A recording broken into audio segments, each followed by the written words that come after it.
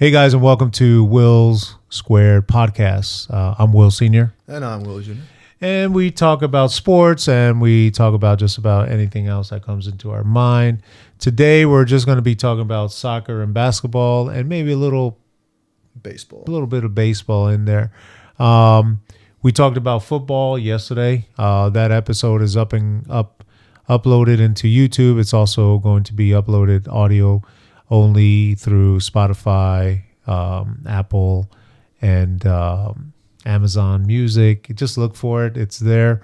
Give us a like. Also subscribe to our channels. This is how we can stretch out our audience and maybe have a couple of thousand followers sometime Soon. someday. But again, today we're just going to be talking about soccer, and we're going to be talking about basketball. Soccer, there's not a lot of things going on other than international duties, right? So a lot of all the European leagues are off. They're not doing anything because most of their players are out in FIFA dates. Argentina lost, which is, I'm thinking that they're going through a bad spell. Yeah, they are. The funny thing is, and I'm not sure whether you knew this, but the 4 teams that beat them all have Argentine coaches. And so that kind of makes it a little interesting that an Argentine coach is going to beat their national team. They're 4. They've lost 4 since the World Cup, and all 4 have been to Argentine coach. But anyway, let's talk about Paraguay. We lost 2-1. We did score first, so it did seem like we were gonna go ahead and pick up the pace and win, right? Probably 3-0, 2-0. But then Paraguay just came back and they did beat us. Tell me about that game. What did you see? Yes, as I said, this past week it was not going to be an easy game. Before the game, they've only allowed 4 goals. They've only scored 4 goals in 10 games. So you knew it was going to be a classic South American slugfest, as he hates. I don't like it, and I don't mind it. But yeah, it's just a tough game. Messi did not get involved much. Like you said, they're going through a little spell. They did lose Di Maria, so the formation is not the same as it was the last 5 years that Scaloni has been there. Now it's a lot more like central since you have Lautaro, Julian, and Messi. And who even knows if Messi is going to play for the World Cup? Yeah, we don't know yet. So they're getting close to that time to figure out a plan for the World Cup because they play tomorrow against Peru, is it? Yes. And then their next break is in March. In March, yeah. And from March, you only have 15 months until the World Cup. Will Messi play? Will he not play? Are you going to play both Lautaro and Julian starting? Yeah. That's really about it. They're still in a good place. They'll make the World Cup. They'll get out of this slump, but yeah. Well, I mean, it's also something to be said that South American World Cup qualifying games are all difficult. None of them are easy. Yes, it's harder to qualify in South America. Only because you play everybody at home and away. Yes. And the biggest I wouldn't say issue, but the biggest obstacle is that some of these stadiums are just hard to play in. Are really high up in altitude. Or they're bad grass. And it's bad grass or whatever, and it's very difficult. I mean, you try to go play in La Paz, where it's way up there, and you're not used to it, right? And there's not a lot of oxygen up there. So, I mean, it's very difficult. Coming back to Argentina, do you realize that we are ranked number 1 in the FIFA? Yeah. But if we lose to Peru, we drop to 2. And France picks up the first spot in the next. So you're saying there's actually a point system for this? Oh yeah. Well, how the hell is Belgium keep getting top 3 every time? So I don't know if we have enough time to talk about this, but it's sort of like they look back like I think 4 years, and in 4 years they put a numbering system on the teams that they've beaten, and so they accumulate points. And who was Belgium beaten? I don't know how Belgium got up there for so long as the number 1 team when they weren't really winning any tournaments, but that's how it is. So what's going to happen is that a big win is going to fall off on the back end, and if we lose to Peru, then we won't have. Very nice.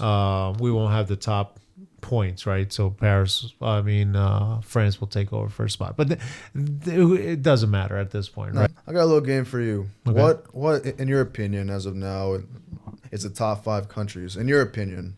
Oh, top 5 countries not or ranked by the FIFA or okay. So right now the rankings from FIFA: Argentina's 1, France is 2, Spain is 3, England is actually 4. And then Brazil comes in at 5, with Belgium dropping out of the top 5 and falling into 6th place. Now, what's your top 5? If there's a World Cup tomorrow and the top 5 teams don't face each other, what would you say is the top 5 teams? Top 5 teams right now, how they're playing. Yes. I would probably go with Spain 1 because I don't think France is playing well at all.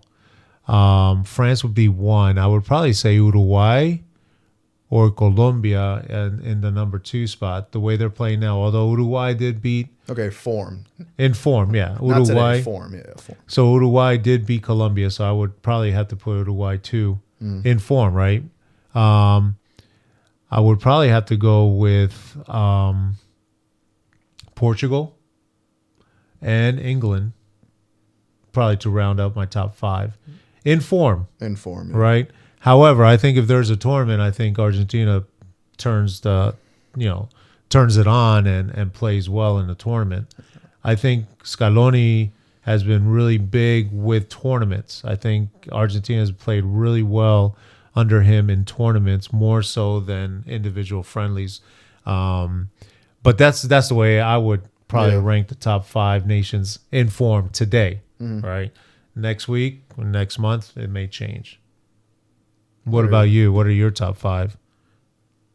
I was thinking more like tournament style wise. Okay. If tomorrow there's a World Cup, that's still a tournament. So your point on Scaloni would go into this. Yeah, decision. so I would probably put Argentina in the top 5 somewhere. If there's a tournament tomorrow, 1 Spain, 2 Argentina, 3 England are crap. France are crap right now. I'll probably go Colombia at 3, honestly. Colombia at 3, 4 probably England, 5 France. Portugal playing well, but if we're doing tournament style. Yeah. And they're not in great form. They're playing well, but it is the damn Nations League. Yeah. All right. Back to the conversations though. Yeah, but okay, so tell me, what is going on with Brazil?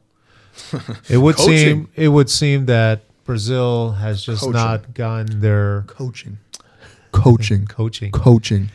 You know that they were thinking of going outside of Brazil for a coach. Yeah, to go to Pep or Ancelotti, I saw. But the Brazilian people are not happy about that.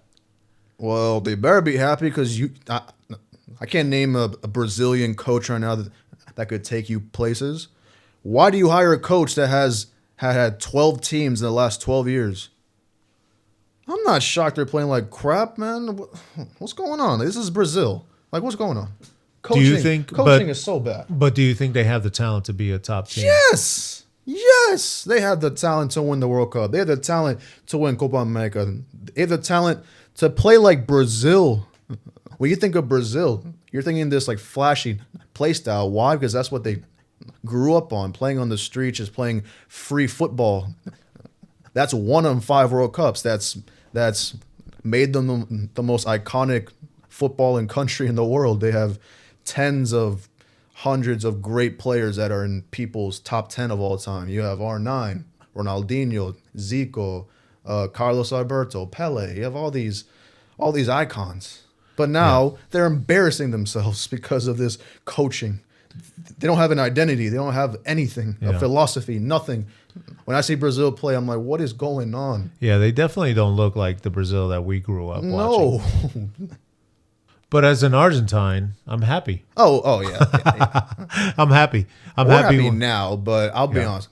When the World Cup comes, I do want to see these top teams face each other. Sure. Like this past World Cup, very happy that Croatia beat Brazil. Yeah, it made it a lot easier for us. But may I just say, the game would have been amazing if it was that year's Argentina and that year's Brazil. Yeah. It would have been a clash of titans. But even then, Brazil wasn't playing at their top either. Even in the World Cup, they weren't playing well. They were winning because talent was there. But I think as an overall team, they were not top four. Yes. But this will be different because they're facing Argentina. Yeah. Completely different, especially those two. Yeah. That just know each other. It wouldn't have been a European style game the way that Argentina had been playing against Australia, the Dutch, that kind of stuff. Yeah. So let's talk a little bit about the Uruguay and Colombia. I kind of talked about this that what a game. Uruguay won 3-2. There was a lot of talk from the coaches, especially the Colombian coach, which again, he's Argentine, that Uruguay got on top, and then all they did was just waste time, kicking and throwing themselves on the ground. And again, this is South American football, which me personally do not like. I like nice. He hates this. The time wasting, the theatrics. The score one, defend with your life. The fouling, the complaining, the flopping. Yes. For minutes on end. Yes. So that irritates me. Yeah. I can't watch. I can't watch a match like that. Mm-hmm. But that's what happened. Yes. And Uruguay comes on top and wins. Yeah. Is Bielsa still the coach for Uruguay? Yes. Okay.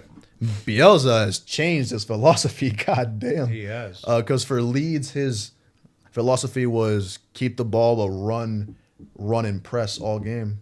Yeah.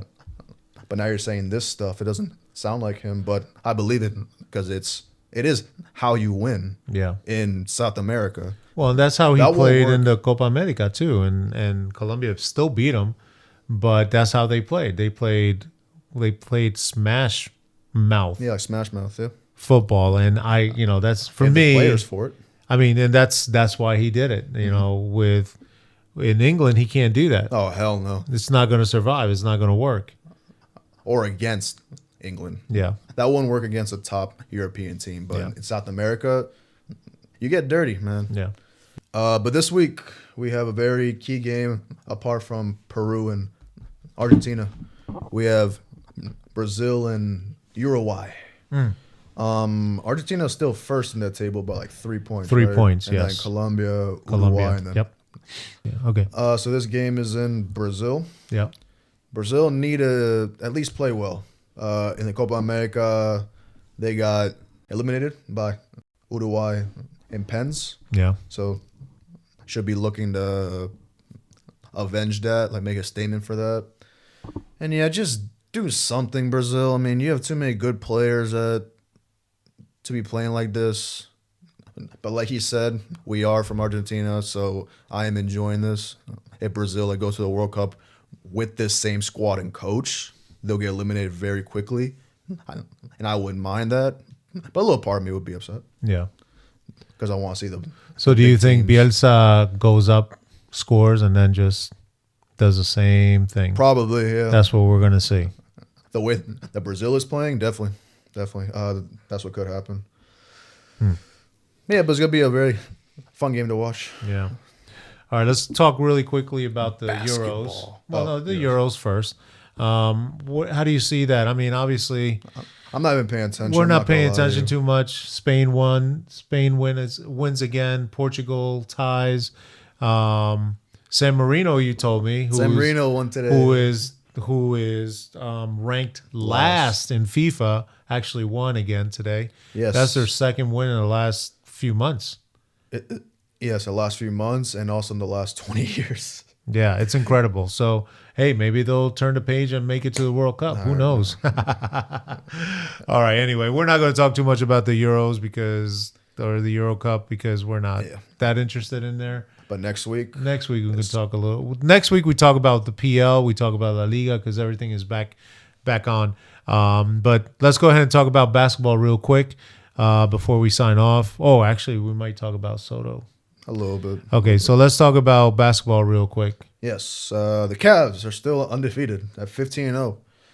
I did think that they would lose to one of the Bulls games this past week, like, given that it's like you're facing the same team in a different city in 2 days. But no, they're playing very well. Still, Darius Garland and what's his name? And Spida playing very well. Atkinson coaching very well. And this week is going to be the Cavs and Celtics. It's on Tuesday night. It's NBA the Cup game. Yep. This could be their best chance to lose because it's in the Garden. But if they don't lose, they could be reaching that Warrior status of the best start to a season. It's 24-0. Oh, wow. And the record for most wins, though, is by Lakers at 33 in a row. Yes. I don't think they'll get 33. But if they beat the Celtics, they could push for the Warrior record. That'd be pretty cool. I guess for Cleveland, a Cleveland team that hasn't seen success until Bronny came or until LeBron came in, gave him a championship, and then left again. Well, he had to. You saw that damn team. Yeah, and so the NBA Cup had their first round. Yes, the Lakers had to come back to win that game. They were down pretty much in the second half. To the Spurs, was it? To the Spurs, I believe, and then they came back and won. So I was pretty happy about that. Again, this first round, not a lot is happening. They still got a couple more rounds before they get to a championship of the NBA Cup. Eliminations, yeah. Yeah. So we can talk more about that when that starts happening. Anything surprising you in basketball right now this year other than the Cavs going undefeated? Surprising, not a lot of surprising stuff. I may just say LeBron, 4 straight triple-doubles. Yeah, his age. I mean, it's crazy how he's in his 22nd season and he's still a top 10 player in the league, in the world. Yeah. I mean, this guy's defining father time every time he steps on the court. I think he reached 4th all-time this past week for most games played. Wow. I think he's still 100 short. But how is that possible? I don't know. Parrish is first for some reason. He played 22 years, but yeah, he did. I guess he played almost every game of the 22 years. I mean, it was a different era. Players and less games too.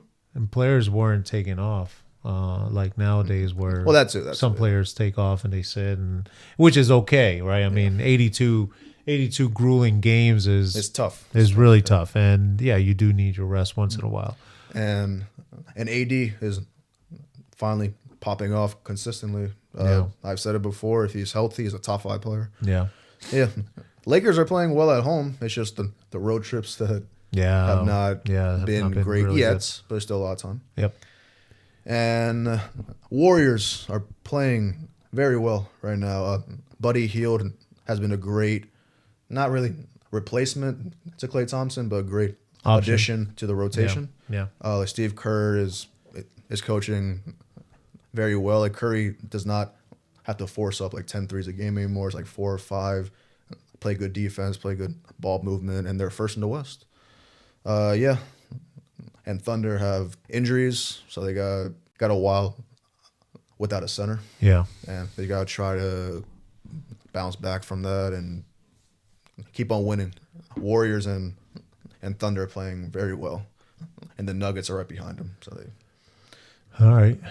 Yeah, basketball's in a good place. The West is really loaded. The East sucks, apart from the Cavs and Celtics, but in a few months, that might just be the Celtics. Yeah, we'll see about and that. And the Knicks, hopefully. Yeah. But yeah. All right, very good. All right. Decent basketball. Let's talk really quickly about any rumors you've heard about Soto and maybe some other free agents out there. A little game for you. I'm going to name some free agents. I want you to guess where they could go. Okay. See if you Well, you're putting me on the spot, Yes, yeah. so I'm going to get a lot of these wrong because I'm not even sure who we both some are, of these players are and what teams need what, because that's what I would need to know, right? All right, Soto. So Soto, I think he ends up in the Mets. In the Mets. Me too. I think Mets are opening up their wallet. They don't care. Yeah. But the question is he the missing part for them? You know, that's something that the Mets need to decide, right? I mean, you're going to throw $600+ million to a player. Is he the missing part, the missing piece for you to make it to the World Series and potentially win? I don't know. It's really tough for the Mets because they have their top two pitchers are both free agents, and plus EP.010, their first baseman, and I think they're going to get Soto too. I think it's going to be both New York teams will have the highest dollar. Yeah, but again, the Mets, if they pay Soto all this money, will they have enough to keep their own free agents? And this year's Soto was the best Soto we've ever seen. Yeah. But you got to admit that playing for the Yankees will help your stats a little more because of the ballpark. Right? Okay. I mean he had 40 homers last year. Yeah.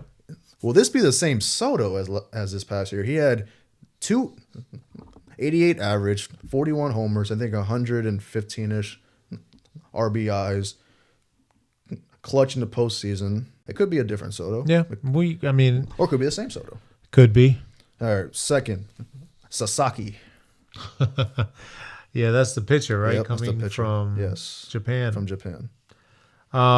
Yeah, we talked about this on our podcast a couple days ago. It was last week with Gabe and Ed, and Gabe heard something. You heard something else. The obvious answer. The obvious answer would be the Dodgers, right? But you never know. There might be a dark horse coming in and giving him a little bit more money. They'll probably find ways of giving him more money, giving him some more stuff than just money, and he may jump at that option. Who knows? Okay, if Yanks do not get Soto, what's the biggest name that they will sign? Well, I think a bit, so you can just say the pitcher. I think we need pitching. So Corbin? I would say Corbin. Corbin Burns? Yeah, we need pitching, and then we also need middle to late relief. If the Yanks get Soto, I think Corbin Burns goes to the Red Sox. Red Sox are a pitcher away from being an elite team. They need a freaking ace, an ace to carry that some team of those for innings. 5 years. But if the Yanks don't get Soto, I wouldn't mind Corbin Burns at all. Hopefully Burns. Bregman, okay. He'll know a lot of teams in their knees, so I'll just tell you, if Yanks don't get Soto, do you think he goes to Yankees, he re-signs, or different team? It would be nice to have him in the Yankees. Yeah, Bregman. Yeah, Alex Bregman. But again, I don't know. I would need to do a little bit of research, read a little bit, try to figure who's really out there and, what teams are in need of certain positions. I mean, yeah. Okay. And then last question. What happens, just think of the mindset you'll have. What happens if Soto goes to the Dodgers? It's going to be like the old Yankees, the evil empire. Either they're picking up everybody and they're paying them so much money. It'd be very difficult to beat them. Yes. With Soto. It'd be close to considered unfair at this point. Yes. Even for baseball that you could argue is the most team sport they need to win something, like one player can't carry you. You have, if Soto goes to the Dodgers, you have 5 of the top 10 players in the whole league just batting. Yeah. And you have, they'll have Yamamoto, Ohtani, and probably Sasaki. Which are top pitchers anywhere. Yes, but Japan is going to be behind LA the entire next 10 years. Yeah, they will be. I mean, damn. Yeah, so for free agency, I think, opens in a few weeks. So soon we'll have the updates that we need. But by this time next month, we could have a lot of answers. Yeah, and I think a lot of free agency is going to fall into place after Soto. Yeah, so I think he's the biggest wild card right now, right? He needs to be – some team needs to come in, swoop him up, and sign him quickly. Yeah, really fast. Just so that in case the Yankees don't sign him, we can go find other pieces. At this point, to be honest with you, I wouldn't be upset if he does not sign with us. I would be very upset. You would be? Yes. I would not, because I think we need a lot more players than just him, and he's going to get so much money, that we can find other bats. Mm-hmm. We can find other bats, and just think about this: Soto is not a good fielder. He's not a great fielder. He's a good fielder. He's not a great defensive player. Yeah. And, one of the things that messed us up in the World Series was defense. It was not batting. Although the defense was in the infield, not much of the outfield, apart from Judge's one drop. But still, what I'm saying is we need to find better defensive players, right? And I think with those $600 million, we can definitely find some good players, pitchers, mid relievers. So right now, as I sit here and I talk to you, it'd be nice to have them, but I wouldn't be upset if we don't. Now, if we lose him and we lose all these other players, then I think as Yankee fans we'd be very upset with Cashman not being able to sign a big name or something that we need. Which kind of brings me to the point that Soto needs to make up his mind quickly, and I don't know if the Yankees are going to push him to that. Well, they kind of have to. Yeah. Because of the other prospects. Yeah. I'd be upset, sad, not mad. I wouldn't be mad at anyone. I'd just be sad. I'd just be sad because he took us to the World Series, dude. I mean, you could say all this. If he's gone, we get more players that could help us reach the World Series. This guy has done it. I've been watching for 8 years. They've been watching for 4 decades plus. They haven't made the World Series in 15 years. Soto took us there. Yes, there's also Stanton, but Soto was the little run that had the hit to take us to the World Series. And for me, you can't let a guy like that walk, especially in his first year. He's 26. I get it's a business, and he doesn't seem to have much loyalty, straight to the Yankees, which is fine. He's a hired bat. Yeah.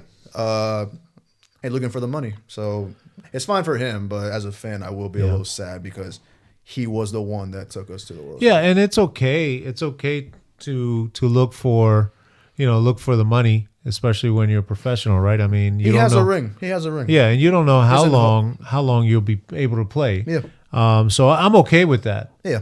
I'll just be very sad. Yeah, it'll be a sad day. It'll be a sad day if he does not sign with the Yankees. I didn't get a jersey of him on purpose. Yeah.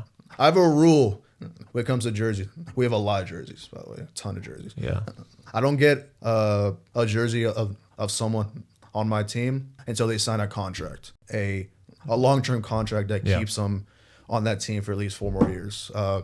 Mark Andrews didn't get a jersey until he signed that contract. Lamar Jackson didn't get one until he signed that contract. Aaron Judge didn't get one until he signed that contract. Soto's next. If he signs it, I'm getting him a gym jersey of Soto. Yeah. Well, we'll see what happens. It's going to be a long baseball offseason. Yeah. All right, man. Well, that does it for us. Unless you have anything else to say. I think we covered a lot today. Not as much as I wanted to. I think we could have probably talked a little bit more about Europe soccer, but for now, I think next week we can touch on that. But for right now, we're done, guys. Thanks for joining us. Don't forget to hit that subscribe button, follow us, and then let us know how we're doing. Mm-hmm. Give us a little comment. I'm Will. I'm Will Jr. And we are out. See you guys.